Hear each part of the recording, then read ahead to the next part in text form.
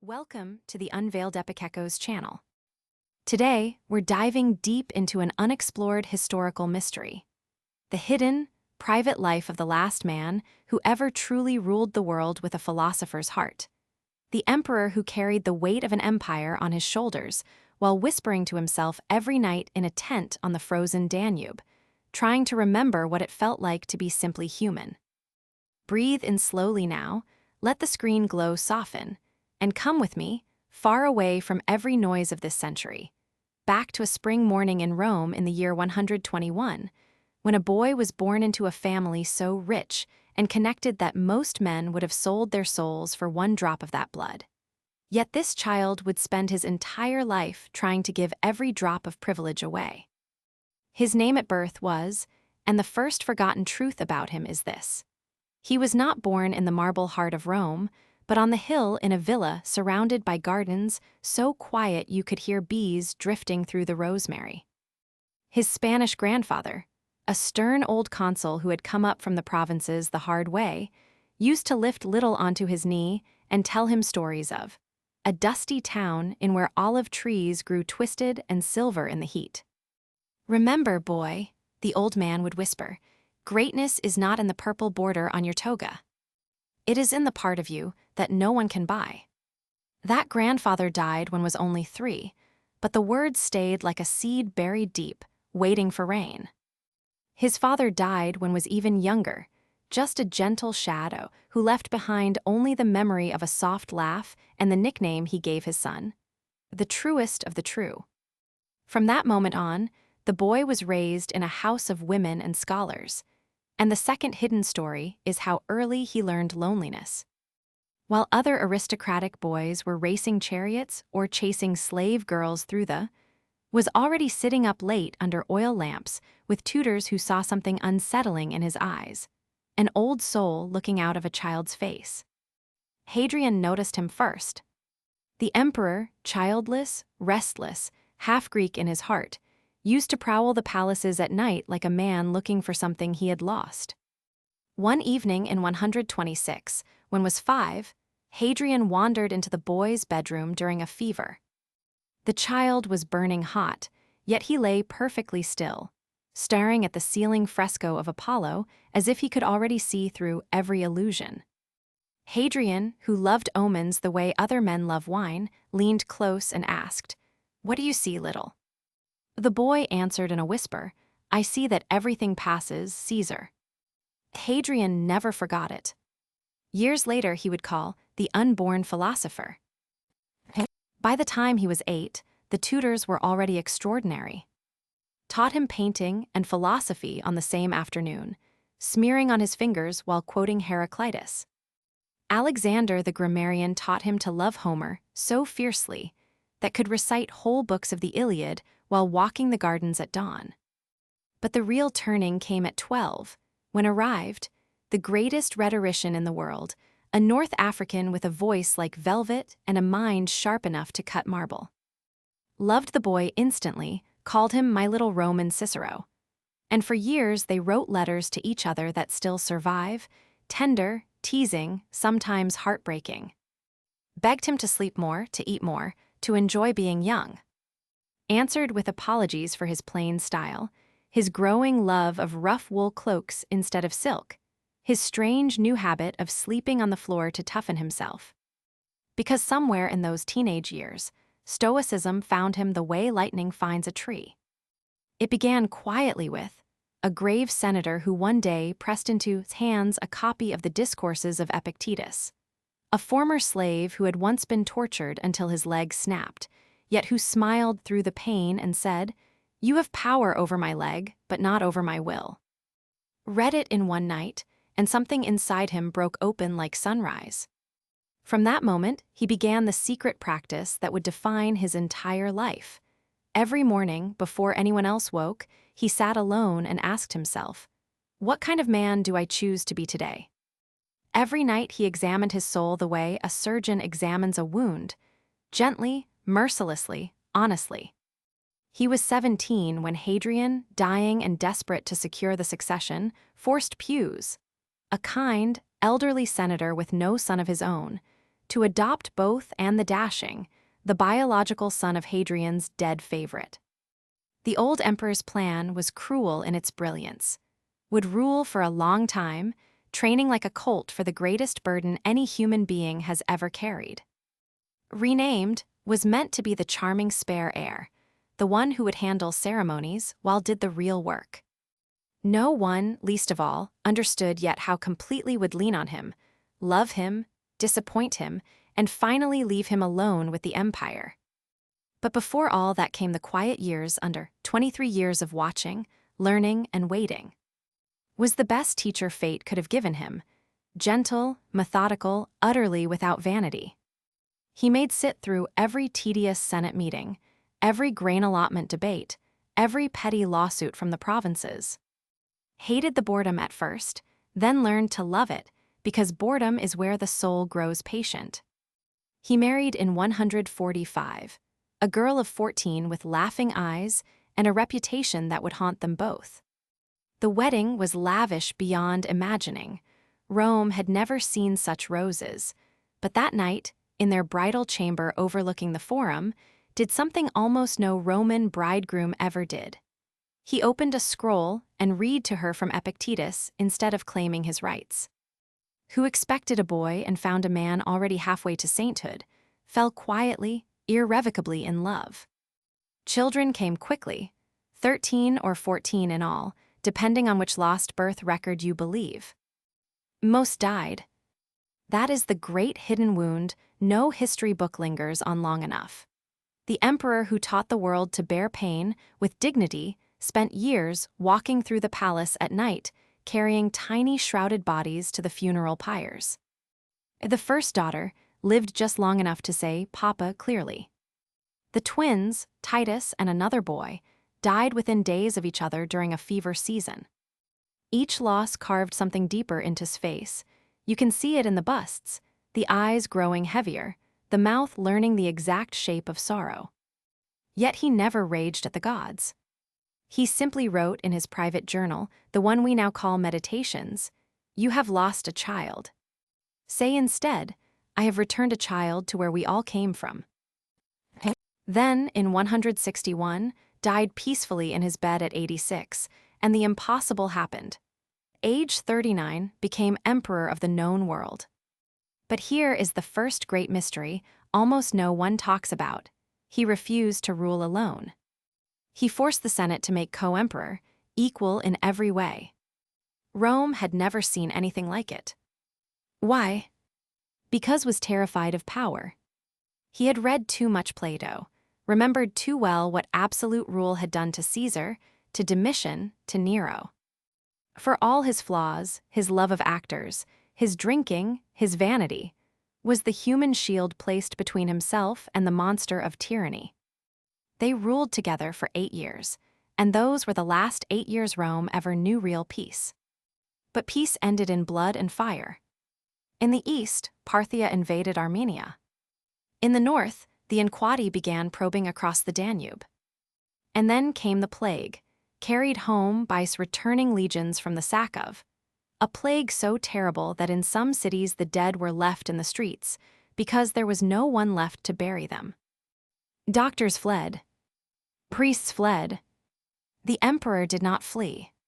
Sold the imperial jewels, the silk robes, even pearls, to buy grain and medicine.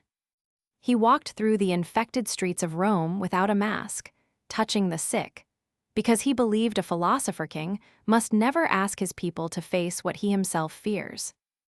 Died in 169, suddenly, probably of the same plague, on the road back from the Danube front. He was 42. Wept openly at the funeral, the only time any Roman ever recorded seeing him cry in public. Then he turned north, toward 17 years of almost continuous war that would break every emperor before or since. This is where the real hidden story begins, the almost no one knows, the man who lived in a tent for the last decade of his life, who bathed in icy rivers, who shared the soldiers, black bread and vinegar, who wrote his deepest thoughts by campfire light while barbarian war horns sounded just beyond the palisade. The wars were not glorious.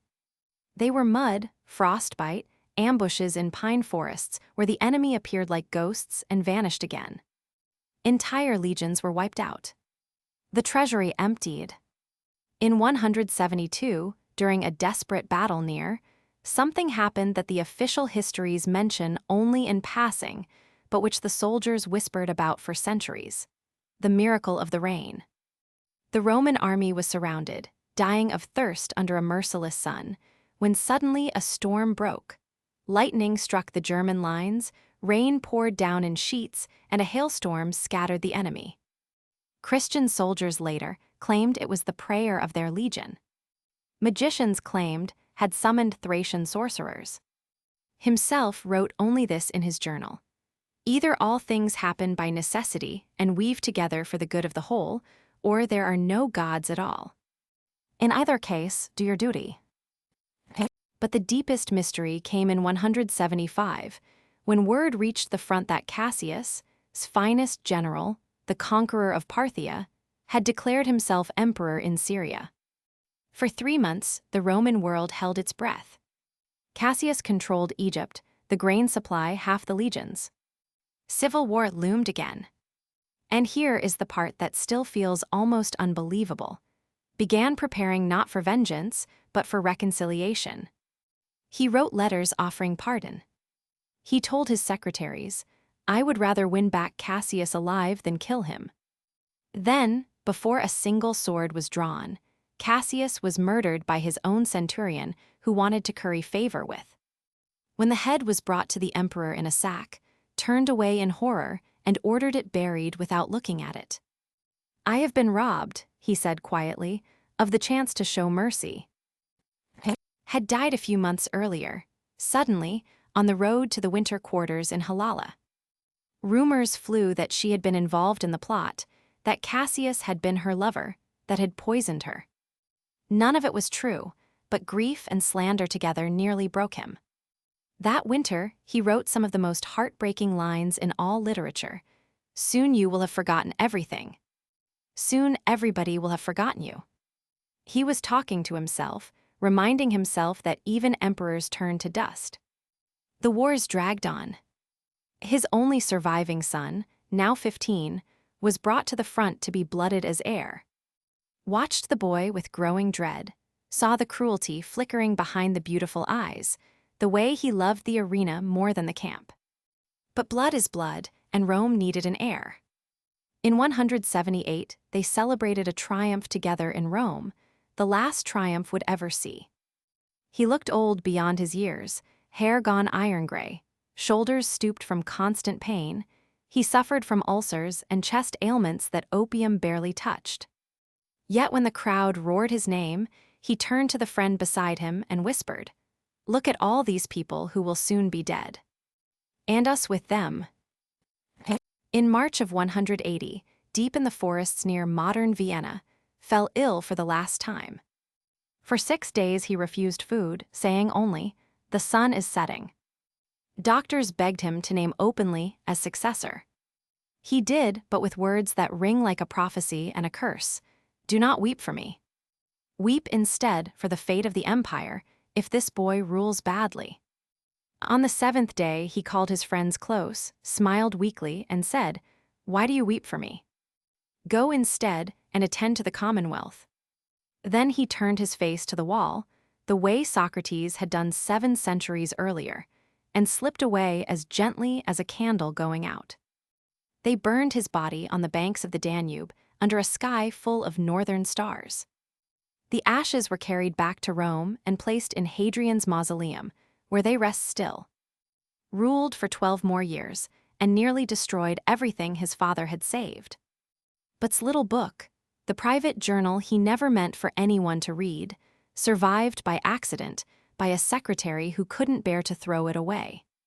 For 2,000 years it has been passed hand to hand, a small Greek notebook written in tent after tent on the edge of the world, whispering the same message to every person who opens it: you are going to die.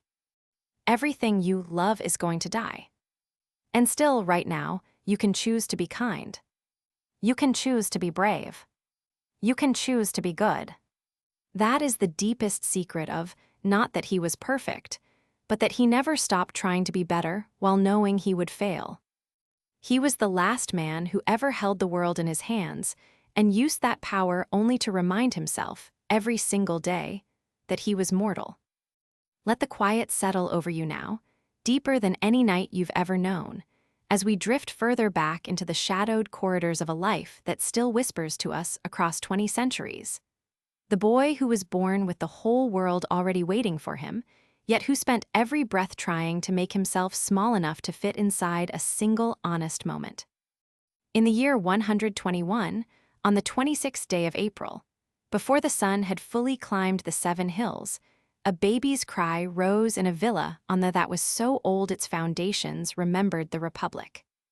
The said later that the child did not cry like other infants. His was not a scream of rage or fear, but a soft, surprised sound, as if he had opened his eyes and immediately recognized something heartbreaking about the beauty of the light. They named him after his father and his grandfather, but the slaves in the kitchen began calling him the little philosopher from the very first week, because whenever anyone approached his cradle, he grew perfectly still and watched them with eyes the color of wet ash after a fire. Eyes that seemed to be asking a question no one had taught him yet. His mother was a woman of such fierce piety that she poured yearly fortunes into the temples of the, yet she never once raised her voice to her son. She bathed him herself in water warmed over laurel leaves and told him stories of their Spanish ancestors who had herded sheep under the same stars that now hung above Rome. His father was a gentle, laughing man who wore the praetor's toga as if it embarrassed him, and who died so suddenly when was 3 that the boy's clearest memory of him would always be the scent of warm wool and the sound of a voice saying, be true, just before the darkness took him. After that, the house grew quieter than any aristocratic villa had a right to be. Servants moved on soft feet. Tutors came and went like whispers. And the child learned early that grief is not a storm. It is the new climate you live in forever. He would stand for hours on the terrace watching the Tiber slide past below, thick and golden in the afternoons, and ask his nurse, where did Papa go when the light went out of him? The old woman, who had buried 3 children of her own, could only answer, somewhere kinder than here, little master. But the boy was already shaking his head, because even at 4 years old he suspected kindness was not something you received, it was something you practiced until your hands bled. When he was 6, the Emperor Hadrian summoned him to the Palatine. The old man was sick, childless, and obsessed with finding a soul pure enough to carry Rome after he was gone. He had heard rumors about the boy who refused honey cakes during feasts because other children in the had none, who gave his warm cloaks to shivering slaves in winter. Hadrian sat on a couch of ivory and lion skins and stared at the child for a long time without speaking. Then he asked, tell me, what is the most important thing in the world? Most children would have said my mother, or being emperor someday. Thought for a moment, then answered in his small, clear voice, to do no harm. Hadrian laughed until he coughed blood into a purple cloth, and from that day forward, the boy was marked for something greater and more terrible than anyone yet understood. At 8, they gave him as tutor, a stern descendant of the Stoic martyrs who had died opposing Nero. Did not teach with honeyed words. He taught with silence and with walks at dawn through the empty forum, where he would stop beneath the rostra and say, every one of these stones has felt the feet of men who thought their power would last forever. Remember this when you are tempted to want anything too much. One morning in the spring of 129, pressed into his hands a worn scroll, the Discourses of Epictetus, by hand from a text smuggled out of. Took it back to his room, unrolled it under a single lamp, and did not sleep for 3 days. When he emerged, his eyes were red but shining, and he asked for a coarse wool tunic like the one Epictetus had worn in slavery. His mother wept. His grandfather's old freedman tried to beat him for shamming the family. Only said quietly, I have seen what matters. Everything else is just noise. Came next the African sophist with the honeyed tongue and the heart of a poet. For 10 years they wrote to each other almost daily, letters that survive still, tender and teasing and aching with love. Begged him to enjoy life, to write beautiful flowing periods, to kiss girls under the moon. Answered with apologies for his barbarous style, his growing habit of sleeping on the bare floor, his refusal of soft beds and rich food. "I am training myself," he wrote once, "the way gladiators train their bodies for a fight no one else can see." Read that letter and wept in his garden in Mauritania, because he understood suddenly that he was tutoring a soul that had already slipped halfway out of the world. At 12, he took the toga in a ceremony so grand that half the Senate attended, yet spent the entire feast standing in a corner, speaking to an old crippled veteran no one else noticed. At 15, he began to keep the journal that would become the Meditations, not yet the polished Greek of the surviving text, but raw, jagged Latin sentences scratched on wax tablets and then erased each morning so no one would read them. "Today I was angry with the cook for burning the lentils." Examine, was the anger in the lentils or in me? Conclusion, in me. Remedy, remember that the cook is my brother and that lentils do not matter. He was 15 years old and already performing surgery on his own soul every single night. In 136, Hadrian's health collapsed completely. The emperor, bloated with dropsy and half-mad with pain, summoned Pius, the kindest and most boringly decent man in Rome, and forced him to adopt 2 heirs. Now 17, and the beautiful, dissolute, whom Hadrian had loved the way aging men sometimes love wildfire. The adoption ceremony was held in a darkened room that smelled of medicines and death. Hadrian could barely speak, but he gripped wrist with surprising strength and rasped, "Do not let them make you cruel." Then he turned his face to the wall and never spoke again. 3 months later, he was dead, and woke up one morning to discover that the entire future of civilization had been quietly balanced on his narrow teenage shoulders like a potter's vase. No one was allowed to touch. The 23 years that followed were the closest thing to peace would ever know. He married in 145. She was 14, all laughter and curling hair and fearless joy. On their wedding night, he did not touch her. Instead, he read aloud from Epictetus until she fell asleep against his shoulder. And in the morning, she kissed his cheek and said, "I think I am going to love being married to a madman." They would have at least 13 children together, maybe more. Ancient records disagree, and nearly everyone would die before reaching adulthood. The palace physicians grew to dread the sound of the emperor's quiet footsteps in the corridors at 3 a.m. because it always meant another small, white-shrouded body was being carried down to the necropolis beneath the full moon. Never raged. He simply held each child until the breathing stopped, then walked alone to the gardens and stood beneath the cypress trees until dawn, asking whatever gods might be listening the same question he had asked his nurse at 4 years old. Where did they go when the light went out of them? He administered provinces, judged lawsuits, sat through endless ceremonies where incense choked the air and senators droned about grain allotments. He learned to smile without meaning it, to praise men he despised, to sign death warrants with a hand that never trembled. And every single night, no matter how late the banquet or how exhausting the day, he wrote to himself in Greek, the language of philosophy, the language furthest from Roman pride.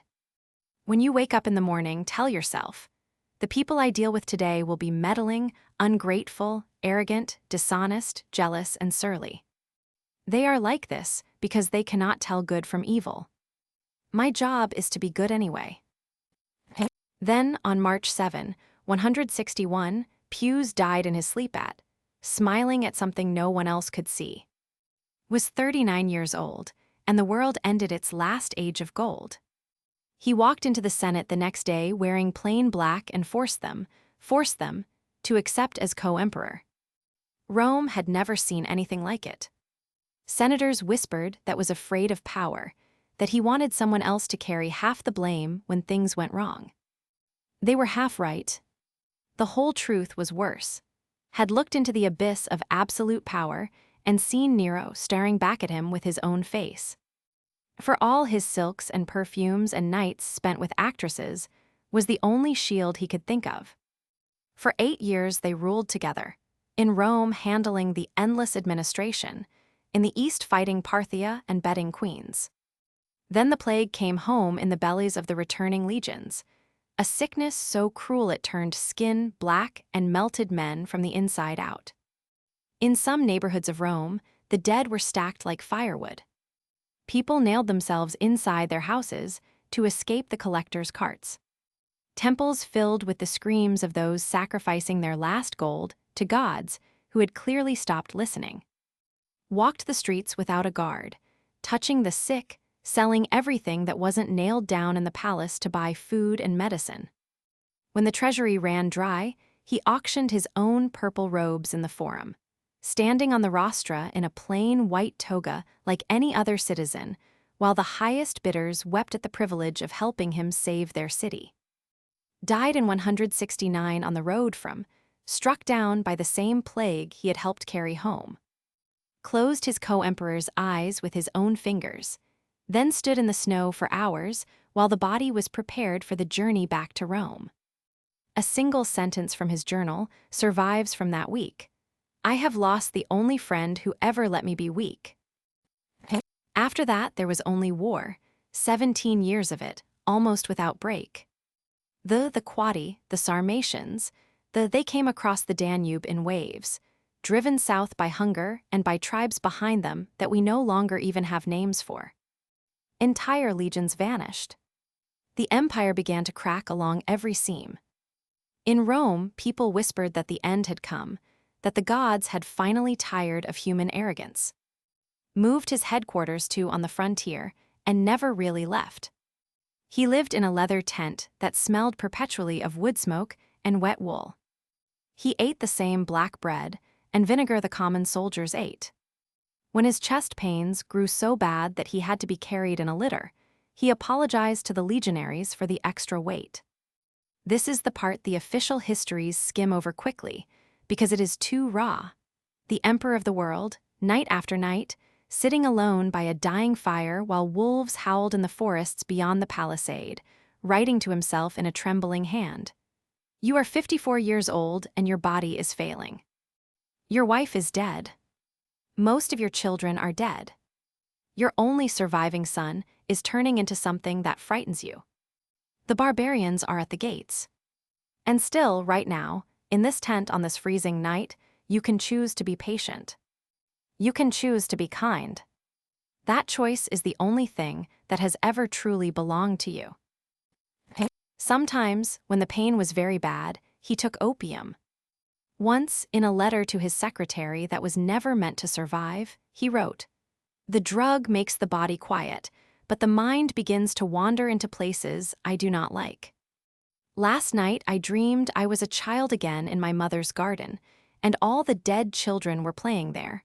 My little daughters, my twin sons, even the ones whose names were never recorded because they died before they drew breath. They looked at me and asked why I had not come with them yet. I woke up weeping so hard, the guards thought someone had attacked the camp." In 175 came the rebellion of Cassius. The best general Rome had left, the man himself had chosen to govern the East. For 3 months, the empire hung suspended between peace and another civil war. Cassius issued coins with his own face. Egypt, Syria, Judea, all declared for him. Began raising new legions from slaves and gladiators, promising them freedom if they would fight to keep the world from burning again. He wrote letters to Cassius offering forgiveness, begging him to think of his children. Then, before a single battle could be fought, Cassius was murdered by his own officers. When the severed head arrived in a basket, refused to look at it. He ordered the basket buried unopened and spent the entire night walking the camp alone, weeping for a man who had tried to kill him. Had died the winter before. Suddenly, in a village at the foot of the Taurus Mountains. The rumors started immediately that she had been Cassius's lover, that had poisoned her to keep the scandal quiet. None of it was true, but truth has never mattered much when grief needs somewhere to land. That same winter wrote the sentence that still breaks hearts 2,000 years later. Time is a river, and we are all trapped in the current. The only question is whether we swim with dignity or thrash like drowning men. Arrived at the front in 176, 15 years old and beautiful as a god. Watched his son watch the gladiatorial games he arranged for the legions, and felt ice form around his heart. The boy laughed when men died. He spent hours practicing sword strokes in mirrors. When tried to speak to him about duty, about philosophy, about the millions of human beings whose lives depended on the character of their ruler, only smiled his slow, lazy smile and said, "Father, you worry too much. Rome is eternal." Wrote that night, "I have failed. The chain is broken. After me, the deluge." They celebrated the triumph together in Rome in 178, the last triumph the city would ever see that was not stained with civil blood. Rode in the chariot beside his son, while the crowd roared itself hoarse. He was 57 years old and looked 80. His beard was iron gray, his hands shook. His ulcers had opened again and soaked the imperial purple with blood no one was allowed to see. When someone in the crowd shouted, "You have given us 10 more years of the golden age," turned to the friend riding behind him and whispered, "10 more years. I have given them 10 more minutes." In the spring of 180, deep in the forests near, the final illness came. For 7 days he lay in his tent, while March winds howled outside and the Danube ice began to crack. He refused food after the 3rd day, saying only, "I have lived long enough." Doctors begged him to rally for the sake of the empire. He smiled weakly and answered, "The empire will survive me or it will not. Either way, it is not my concern anymore." On the last evening, he called to his bedside and spoke so softly that only the boy and one trusted freedman heard the words, "Go to the rising sun, my son, not to the setting one." Then he turned his face to the wall of the tent, the same gesture Socrates had made 7 centuries earlier, and let go. They burned his body on a pyre of pine logs beside the river. The flames rose red against the northern stars, and for one night the barbarians across the water ceased their war chants out of respect for the man who had fought them honorably. The ashes were carried back to Rome in a simple urn, and placed in the mausoleum of Hadrian beside and all the little children who had gone before. Ruled for another 12 years, and pissed it all away on games and whores and megalomania, until they strangled him in his bath. But the small Greek notebook, the one had written in tents and palace rooms and sickbeds for 40 years, survived by pure accident. A secretary couldn't bear to burn it. A copyist in Alexandria read it and wept. Another copyist in Constantinople hid it during the riots. A monk in the Dark Ages illuminated it with gold leaf. A printer in Renaissance Venice set it in type, while the plague raged outside his shop. And somehow, across every catastrophe that has ever swallowed civilization, those words have come down to us exactly as he wrote them in lamplight on the edge of the world. Weary, honest, tender, unbreakable. You can open the book anywhere, and he will be there waiting for you. The last man who ever held absolute power and used it only to practice being better than he was the day before. He is there when you lose your job. He is there when your child is sick. He is there when the love of your life walks away, and you cannot understand why the universe is allowed to be this cruel. He is there on the nights when you cannot sleep because you are 54 years old and your body is failing, and everything you tried to build is slipping through your fingers like smoke. He takes your hand across 20 centuries and says, very gently, "You are not alone. I know exactly how this feels." And still, right now in this moment, you can choose to be kind. That choice is the only freedom anyone ever truly has. Everything else is just the river carrying us home. Just breathe now, slower, deeper. Let the river carry you farther, farther, into the quiet where even emperors finally learn to sleep. And now, as the fire in the imperial tent burns lower, casting long shadows that dance like memories across the leather walls, let yourself sink deeper into the hush of that distant night on the Danube frontier, where, 58 years old and worn thin as autumn leaves, lay on his narrow camp bed and listened to the wind moaning through the pine forests, carrying with it the faint, distant howl of wolves and the softer, closer sound of his own breath growing shallower with every hour. The physicians had given up pleading. They stood outside in the cold, their faces pale in the torchlight, whispering that the emperor was starving himself to death with the same deliberate calm he brought to everything else. Inside had dismissed even his oldest freedman, the one who had served him since boyhood, saying only, "Leave me now. I have kept company with myself for nearly 60 years. I can manage the last night alone." Then he turned his face toward the tent wall, toward the dark beyond which lay the barbarian lands he had fought for so long, and began the final examination of his soul. The one he had performed every night since he was 12 years old, only this time he knew there would be no morning to correct whatever flaws he found. He thought first of the children, not the surviving ones, who waited outside with the impatience of youth, or the daughters who had lived long enough to marry and give him he had barely known, but the ones who had slipped away so quietly that sometimes he wondered if they had ever truly been here. There was Little, who at 4 years old had braided laurel leaves into his beard during a triumph, and asked why the crowd was crying when they should be happy. She had died the next winter, burning with fever while he held her against his chest and whispered every Stoic saying he knew, as if words could cool the fire in her blood. There was the boy everyone called the twin, who had lived just long enough to walk, who used to follow around the palace at saying, "Papa, carry me higher, higher," until one morning he simply did not wake up.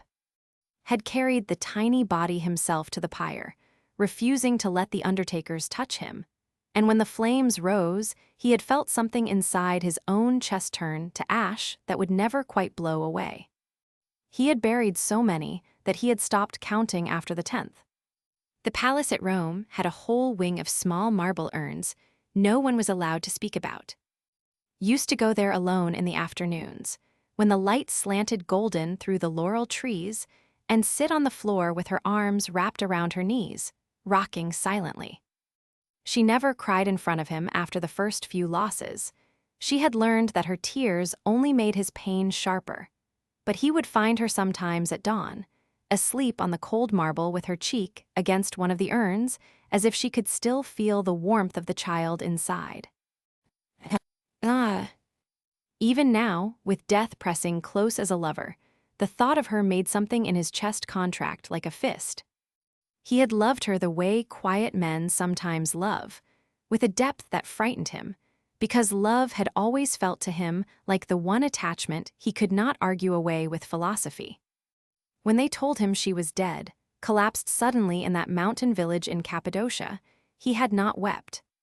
He had simply gone to the camp chapel, a rough thing made of logs and army blankets, and knelt there until his knees bled, asking whatever gods might still be listening why they had taken the laughter out of his life and left him only the duty.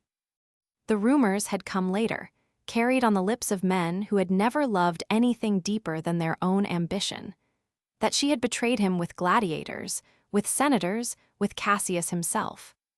Had ordered the rumors punished when they reached the legions, not because they hurt him, but because they hurt her memory, and he would not allow even the dead to be slandered without consequence. He had never believed them anyway. He knew the taste of her mouth when she lied. It grew a little bitter, like unripe figs, and she had never lied to him about anything that mattered. What she had done was love too fiercely, in a world that punished women for loving at all. She had danced at banquets when he wished she would sit quietly reading Epictetus with him. She had bought jewels when he was selling the palace plate to feed plague victims. She had taken lovers, perhaps, There were nights he was away for years at a time, and she was young and vital and surrounded by men who told her she was a goddess. But if she had, it was because he had failed to be enough of a husband in his desperate attempt to be enough of an emperor. He had forgiven her everything long before there was anything to forgive. In the end, the only thing he could not forgive was that she had died first and left him to walk the rest of the way alone. Outside the tent, the camp was quiet in that particular hush that falls over soldiers when they know their commander is dying. No one sang. No one diced. The sentries stood a little, as if by perfect discipline they could hold back the darkness gathering inside the imperial pavilion. Somewhere a horse softly, dreaming perhaps of Roman stables and warm mash, heard it all through the thin walls and felt a rush of tenderness for these men, farmers and miners and blacksmiths, who had left their villages to follow him into hell because he had asked them to.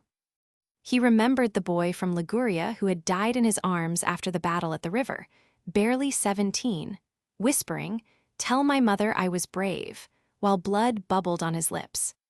He remembered the centurion who had lost both feet to frostbite and still insisted on standing watch, saying, "The men need to see that pain is nothing, sir, the way you've taught us."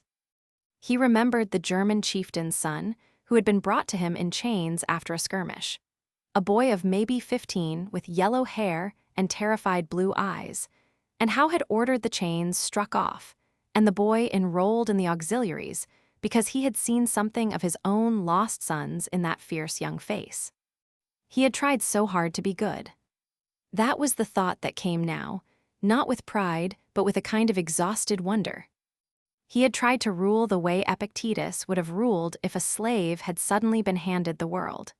With justice that made no exceptions, with mercy that sometimes looked like weakness to hard men, with a humility that enraged the proud. He had executed no senators for ambition.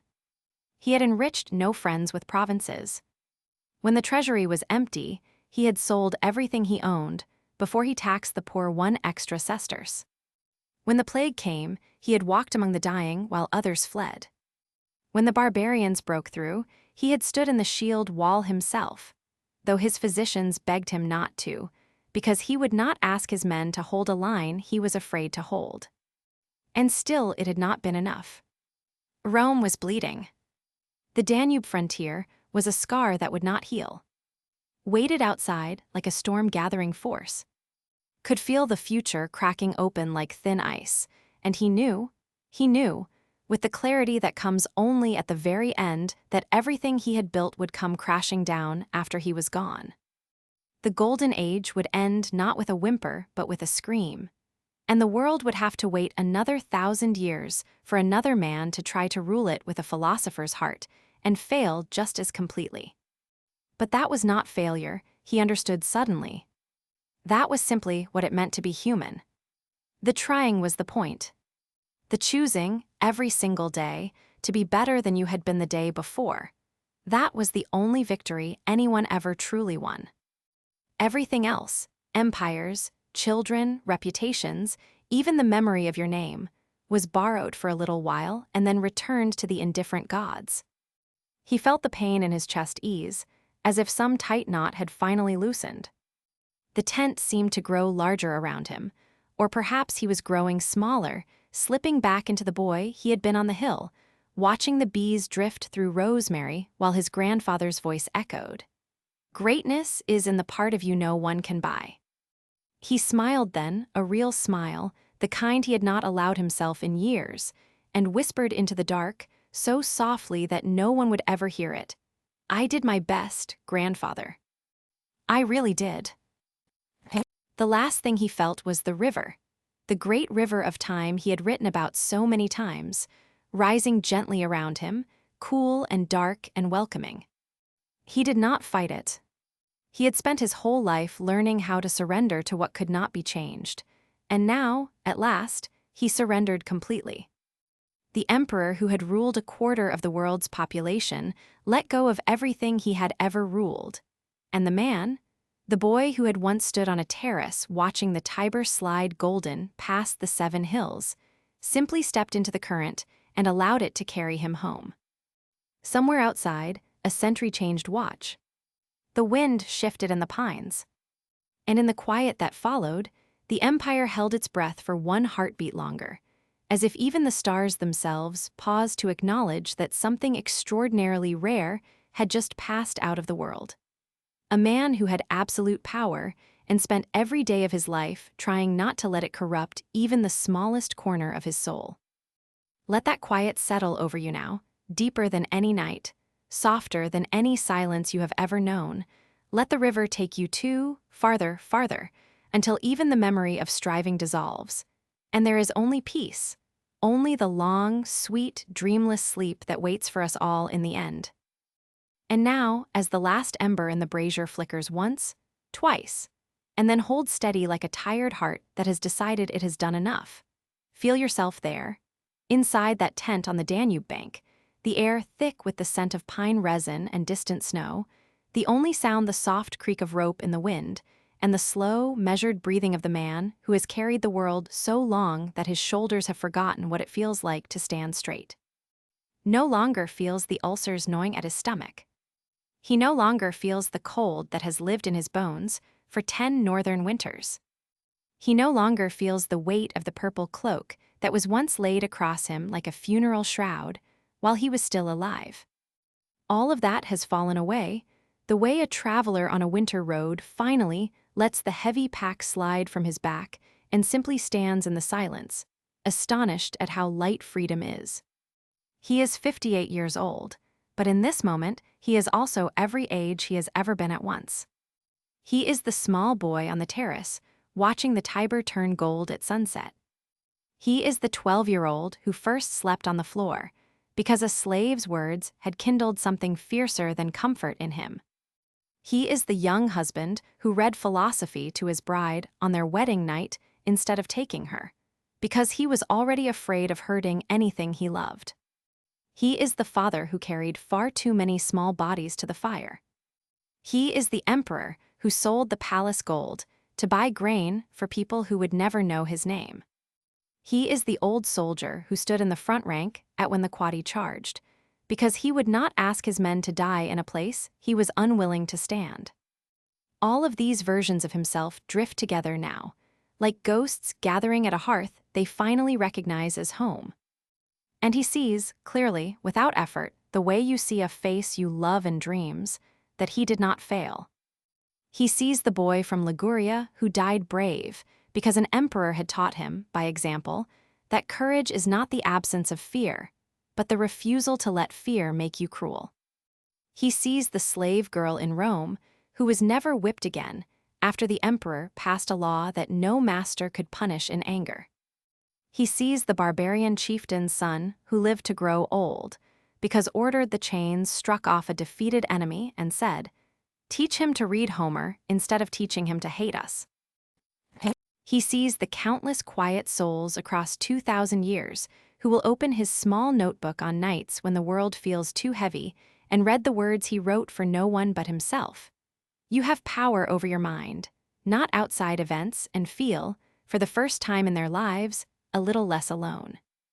That is the only immortality any human being ever truly earns.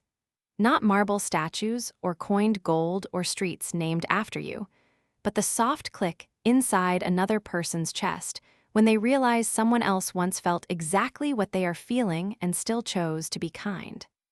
Smiles, really smiles, the small, private smile he has not allowed himself since died. And so, the tent is empty now. The lamp has gone out.